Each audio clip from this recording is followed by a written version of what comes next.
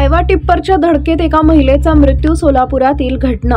याबाबत अधिक माहिती अशी की दिनांक 15 फेब्रुवारी 2024 रोजी सायंकाळच्या सुमारास हायवा टिप्परच्या धडकेत एका 51 वर्षीय महिलेचा मृत्यू झाल्याची घटना NTPC फताटेवाडी जवळ घडली।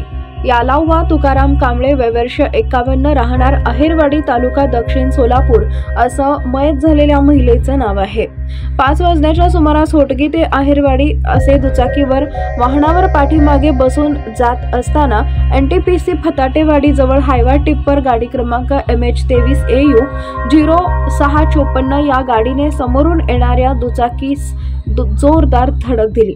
या अपघातात जखमी झालेल्या महिलेला उपचारासाठी ASI RD निंबाळे नेमणूक वळसंग पोलीस ठाणे यांनी सोलापुरातील शासकीय रुग्णालय अर्थात सिव्हिल हॉस्पिटल या ठिकाणी दाखल केले असता उपचारापूर्वीच मयत झाल्याचं डॉक्टरांनी सांगितलंय। सदर घटनेची नोंद सिव्हिल चौकी या ठिकाणी झाली आहे। अधिक तपास पोलीस करत आहेत।